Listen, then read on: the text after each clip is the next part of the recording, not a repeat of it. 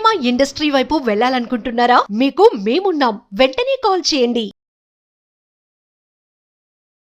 నమస్తే, welcome back to Suman TV. Present మనతో పాటు ఉన్నారు పబ్లిక్ స్పీకర్ రజనీ రమ్మ గారు. నమస్తే మ్యామ్. నమస్తే నవీన. లెజెండరీ యాక్టర్ సూర్యకాంతం గారు అందరికీ తెలిసిన విషయమే. ఈ అవును. మధ్య కాలంలో ఆవిడ ఒక సినిమాలో ఒక డైలాగ్ బాగా వైరల్ అవుతుంది. నేను కూడా ఈ మధ్య చాలాసార్లు చూశాను. అది నాకు బాగా నచ్చింది. అంటే ప్రతి ఇంట్లో ఒక తల్లి అలా ఉండాలి. అసలు ఆవిడ చెప్పే డైలాగ్ అంటే సూర్యకాంతం అనగానే ఒక విలన్ క్యారెక్టర్ గుర్తొస్తుంది, ఒక గయ్యాలి, ఒక శంకిని అంటారు కదా. కానీ ఆ సినిమాలో ఆవిడ ఇద్దరు కూతురికి తల్లి. ఆ కూతుర్ల పట్ల ఎలా ఉంటుందని ఒక ప్రోగ్రామ్కి వెళ్ళినాడు, వివాహ కార్యక్రమం సంబంధానికి వెళ్ళినప్పుడు మీ అమ్మాయికి పెళ్ళి ఎప్పుడు చేస్తావమ్మా అని అడుగుతారు ఒక ఆవిడ. అడిగితే చేస్తాను, మంచి సంబంధం రావాలి కదా అంటే, ఇంకా పెట్టుకుంటావా, ఇంట్లోనే పెళ్లి చేయవా, ఈడొచ్చింది అని చెప్పినప్పుడు ఆవిడ, నా కూతురు పెళ్లి చేయకపోతే నీకేమైంది, నేను చెయ్యను, అసలు ఇంట్లోనే పెట్టుకుంటా, నీకెందుకు, నేనే పోషిస్తా అని చాలా రుబాబుగా చెప్తుంది ఆవిడ. అంటే ఆ డైలాగ్ విన్నప్పుడు కొంచెం ఒక మంచిగా అనిపిస్తుంది, ఎఫెక్షన్. అంటే ఒక తల్లి కూతురు పట్ల ఎలా ఆలోచిస్తుంది. కానీ ఈ మధ్య కాలంలో చూడండి, కూతుర్ని ఎంత తొందరగా పెళ్లి చేసి పంపించేద్దామా, మరి పెళ్లి చేసి పంపించాక ఎలా జరుగుతుంది, మళ్ళీ అలాగే తిరిగి ఇంటికి రావడం కూడా జరుగుతున్నాయి. అంటే ఎంతమంది ఇళ్లలో తల్లులు ఇలా ఉంటున్నారు కూతుర్ల పట్ల. అంటే నిజంగా మన సూర్యకాంత్ చెప్పిన డైలాగ్ తీసుకుంటే ఒకసారి అదే అలాంటి సినిమాలు మళ్ళీ రిపీటెడ్గా రిలీజ్ చేయాలి థియేటర్స్లో. సమాజంలో మార్పు అంటే గత 100 సంవత్సరాల నుంచి చూసుకుంటే అంతకుముందు కూడా ఉన్నాయి. మనకి సరోజినీ నాయుడు ఏంటి, ఇందిరాగాంధీ ఏంటి, ఇంకా మనకి పేర్లు తెలియని వాళ్ళు ఎంతోమంది స్త్రీమూర్తులు అందరూ కూడా చదువుకున్నారు. మనకి తెలిసింది సుమారుగా ఇన్ఫర్మేషన్ ఒక 100 సంవత్సరాల నుంచి తీసుకుంటే వీళ్ళు అమ్మాయిలు చదువులు కానీ, అమ్మాయిల తల్లిదండ్రులు కానీ ఇలా ఆలోచించబట్టే మనం ఇవాళ రోజున ఇలా కూర్చోగలిగాం. లేకపోతే ఆ పక్కన ఆవిడని చూసారా, సూర్యకాంతం గారిని పక్కన పెడదాం. ఆ పక్కన ఆవిడ క్యారెక్టర్ గురించి మనం మాట్లాడుకోవాలి. అక్కడ పెద్ద ఫంక్షన్ జరుగుతున్నప్పుడు సంస్కారహీనంగా, తర్వాత ఒక ఆడపిల్లని డౌన్ చేస్తూ, మళ్ళీ ఆవిడే ఆడపిల్ల తల్లిని అవమానపరుస్తూ, ఇక్కడ తల్లి పిల్లలు ఇద్దరికి ఎట్ ఏ టైము ఒక అవమానం చేస్తూ, తనేదో పెద్ద గ్రేట్ మాట, పెద్ద గొప్ప సలహా ఇచ్చినట్టు, బరువు ఎంతకాలం పెట్టుకుంటావు, చేసేసాయి, ఇప్పుడు నీకెందుకు, ఇప్పుడు సమస్యలు అందరికీ ఉంటాయి, వాళ్ళు చేస్తారు, చేయకుండా ఉండరు, ఏదో ఒక రోజు చేస్తారు. ఇవాళ అనుకుంటే ఇవాళ అయిపోతుందా, లేకపోతే రేపు అనుకుంటే రేపు అయిపోతుందా, అవ్వదు, వాళ్ళు చేస్తారు, నీకేంటి బాధ. కానీ ఆవిడ ఒక మాట అనాలి. 25 ఏళ్ళు వచ్చాయి, ఉద్యోగం చేస్తుంది వాళ్ళ అమ్మాయి, ఇంకా దురద స్టార్ట్ అయింది ఇక్కడ. పెళ్ళి ఆవిడికి భారం పెరిగిందని, పిల్లకి పెళ్లి చేయలేదని కాదు నీ బాధ. ఆవిడ సంపాదిస్తుంది, పిల్ల చక్కగా నాజుగ్గా నైస్గా తయారై జాబ్కి వెళ్తుంది, వస్తుంది, డబ్బులు వస్తున్నాయి, చక్కగా అందరిలాగా నాటుగా ఉండకుండా చక్కగా మంచిగా మేకప్ అంటే నా ఉద్దేశంలో నీట్గా డ్రెస్ అవ్వటము, ఆఫీస్కి వెళ్ళాలంటే నీట్గా ఉండాలి కదా.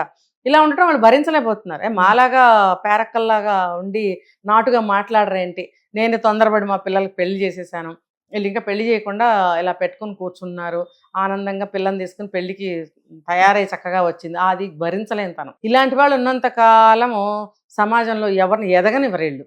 అయితే అక్కడ తల్లి రివర్స్ అయింది చూసారా, అది కరెక్ట్. నువ్వు పెళ్ళి అక్కడ ఫంక్షన్ జరుగుతుందని లేకుండా ఆమె అలా మాట్లాడినప్పుడు, ఈ సూర్యకాంతం గారి వెనకాల 2-3 ఆడవాళ్ళ కూతుళ్ళో చుట్టాలో అంటూ షూ అమ్మ ఊరుకోమ్మ ఆ పరువు పోతుంది, వాళ్ళు ఏమైనా అనుకుంటారమ్మా, వాళ్ళు ఏమైనా కూడా అంటారు అని కదా. మరి ఈవిడ ఇలా వాగుతున్నప్పుడు ఎవరో అనలేదే కదా. మరి తల్లి మాట్లాడేటప్పుడు మిగతా ఆడవాళ్ళు కానీ కూతురు కానీ ఎందుకు అలా అన్నారు అంటే, ఇదంతా కూడా మనం బ్యాడ్ని యాక్సెప్ట్ చేస్తున్నాం అనమాట. అది తప్పులాగా. ఆవిడ మాట్లాడేది తప్పు కానప్పుడు, ఆ ఫంక్షన్లో మాట్లాడటం అసలే తప్పు కానప్పుడు, ఈ తల్లి తిరగబాటంలో తప్పే ఉంది. ఇప్పుడు అక్కడ పాము కరిచింది ఫంక్షన్ హాల్లో, దాన్ని అమ్మో ఫంక్షన్ అని చెప్పి చక్కగా పక్కకెళ్ళి కూర్చుంటాం, అది మనతో పాటే వస్తుంది, అది కూడా కరవడానికి. దాన్ని వెంటనే కర్ర తీసుకుని కొడతామా లేదా, అలాగే చేయాలి ఎక్కడైనా సరే. అది ఏ ప్లేస్ అని చూడకుండా అవతలాడు వాగినప్పుడు మనకు కూడా అదే ప్లేసు, వాడికి అదే ప్లేసు, మనం కూడా తిరిగి రిటార్ట్ ఇవ్వాలి. మళ్ళీ రెండో ఫంక్షన్లో కానీ రెండోసారి కానీ ఎక్కడ మన ముందుకు కూడా రాడాడు. అర్థమైందా. కరెక్ట్గా ఆవిడ రియాక్ట్ అయ్యారు.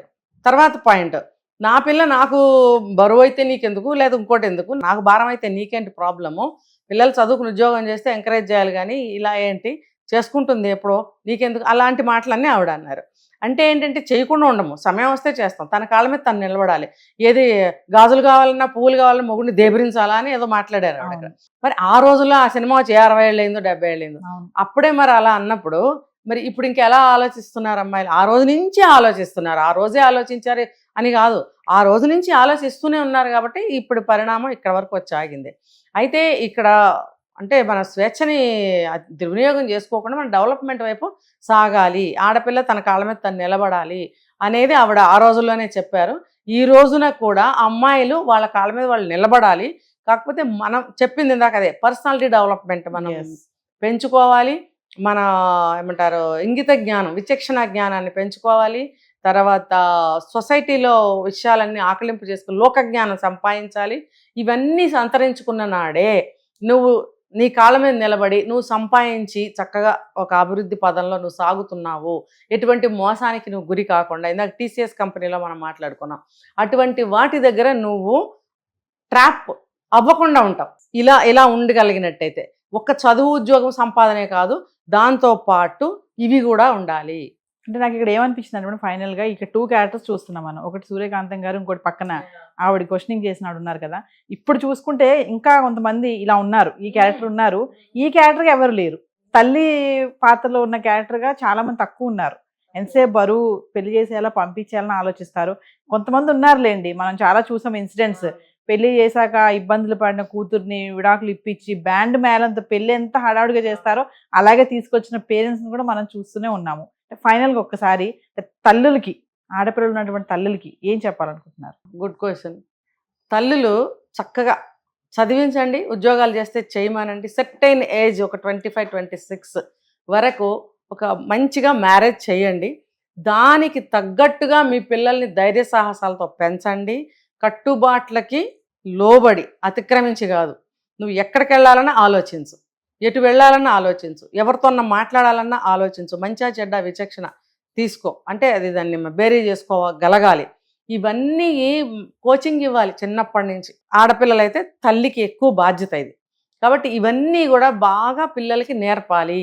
అలా నేర్పించగలిగినప్పుడే సూర్యకాంతంలాగా సమాధానం చెప్పే అర్హత మీకు వస్తుంది. అంతేగాని ఓ చదివేసింది బీటెక్, మా అమ్మాయికి అది ఎందులోనూ ఉద్యోగం వచ్చింది, ఇంత జీతం సంపాదిస్తుంది, పెళ్లి సంబంధం వస్తే మా అబ్బాయికి ఏం కట్నం ఇస్తారని ఇల్లు అడగడం కాదు. ఆ అమ్మాయి ఎలా ఎదుర్కోవాలి, దేంట్లోనూ ఎలా ఇరుక్కోకుండా ఉండాలి, సకాలంలో పెళ్ళి ఎలా చేయాలి, చేసి పంపగలగాలి. ఎలా చేయాలి కాదు, సకాలంలో పెళ్లి చేసి పంపగలగాలి. ఎస్, ఇవి ఆడపిల్ల తల్లి ఆలోచించుకోవాలి. ఆడపిల్లని ఎలా ట్రైన్ చేయాలో మీరు నిర్ణయించుకోండి. ఇంకా థ్యాంక్ యూ మ్యామ్.